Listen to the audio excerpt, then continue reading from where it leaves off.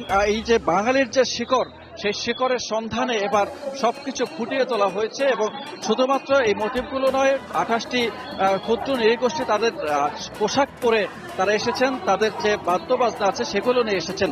এর পাশাপাশি এখানে প্রথম দিকের যে আনন্দ শোভাযাত্রাটি, তার মধ্যে আমি দেখতে পেয়েছি যে বাংলাদেশের কৃষ্টি কালচারের সাথে একসাথে আমি দেখতে পাচ্ছি যে ঢোল বাদ্য বাজিয়ে আনন্দ উৎসবের মধ্য থেকে পহেলা বৈশাখ এটি একটি আনন্দ শোভাযাত্রায় পরিণত হয়েছে। এই আনন্দর বার্তা সারা দেশব্যাপী ছড়িয়ে দেওয়ার জন্য তাদের এই আয়োজন। এবং আনন্দ শোভাযাত্রাটি এখনই শুরু হতে যাচ্ছে, কিছুক্ষণের মধ্যেই। এখন দেখতে পাচ্ছি যে সামনে যে ব্যান্ড দল আছে, সেই ব্যান্ড দল তারা বাজনা বাজানো শুরু করে দিয়েছে এবং ব্যান্ড দলের এই বাজনার পরেই তারপরে আছে আরো একটি যন্ত্রাংশের দল এবং এর মাঝখানে গিটারের শব্দ শুনতে পাওয়া যাবে কিছুক্ষণ পরে। এবং পেঁচার মুখোশ, বিভিন্ন পুতুলের মুখোশ, বিভিন্ন পাখা এবং বাংলাদেশের যে কৃষি কালচারের সাথে গ্রামের শেকড়ের সাথে যে জিনিসগুলো আছে সেইগুলো ফুটিয়ে তোলার এই চেষ্টা করা হয়েছে বর্ষবরণ আনন্দ শোভাযাত্রায়। এবারের শোভাযাত্রাটি অন্য সব শোভাযাত্রাকে ছাড়িয়ে গেছে বলছেন অংশগ্রহণকারীরা। এর কারণ হচ্ছে এমনভাবে বাংলাদেশের যে ঐতিহ্য, ইতিহাস এবং সেই ইতিহাসগুলোকে ফুটিয়ে তোলার অন্য কখনোই হয়তো চেষ্টা করা হয়নি। এবং দেখা যাচ্ছে যে ঠিক পেছনের দিকে আমি দেখতে পেয়েছি যে কৃষক দল একটি কৃষক সেজে এসেছেন। তারা সে কৃষক বাংলাদেশের যে ফসলের কারিগর এবং বাংলাদেশের অর্থনীতির কারিগর, এবং যে কৃষকদের সাথে দেনা পাওনার হিসেব করতে গিয়েই এই বর্ষপঞ্জির আবির্ভাব।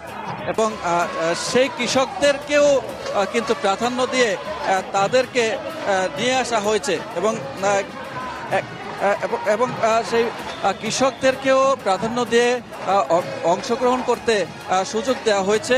কারণ যখন বাংলাদেশের বর্ষপঞ্জি 1432 বছর আগে সম্রাট আকবর তিনি প্রচলন শুরু করেছিলেন এবং তখন এই ধান ওঠার মৌসুমের পরে তারপরে তাদেরকে খাজনা দেওয়ার জন্য উদ্বুদ্ধ করতে চৈত্র সংক্রান্তিতে শেষ হয় বর্ষ, এবং তারপরে পহেলা বৈশাখে তারা খাজনা আদায় করার জন্য একটি দিন ধার্য করেন এবং খাজনা আদায় করার যে দিনটি ধার্য করেন, সেই দিনটি ধার্য করার পর থেকেই এই বর্ষবরণ শুরু হয়। এবং এই বর্ষর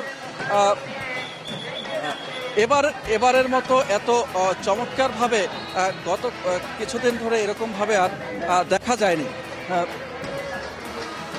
তো এখন মিছিলটি কিন্তু বর্ষবরণ আনন্দ মিছিলটি শুরু হয়ে গেছে এবং সাংস্কৃতিক উপদেষ্টা তিনি এই মিছিলের নেতৃত্ব দেবেন এবং তিনি এর মধ্যে আছেন। এবং মিছিলটি আস্তে আস্তে এগিয়ে চলেছে শাহবাগ মোড়ের দিকে এবং চারুকলা থেকে যে মিছিলটি শুরু হয়েছে সেটি শুরু হয়ে গেছে এবং প্রথমে আমরা এখন শাহবাগ মোড়ের দিকে যাচ্ছি এবং এখানের সামনেই আছে 28টি ক্ষুদ্র নৃগোষ্ঠী। তাদের কৃষ্টি কালচারের মধ্য থেকেই তারা এই আনন্দ শোভাযাত্রাটি ফুটিয়ে তুলেছেন। এবং এছাড়াও বিভিন্ন ধর্ম, বর্ণ, গোত্রের মানুষ, তারা রং, বর্ণ সব কিছু যেন মিলেমিশে একাকার হয়ে গেছে এবং তাদের যে বিশেষ করে লাল এবং সাদার যে আধিক্য, লাল এবং সাদার আধিক্য থেকে আমরা দেখতে পেয়েছি যে লাল এবং সাদার আধিক্যতে ছেয়ে গেছে এই পুরো আনন্দ শোভাযাত্রাটি।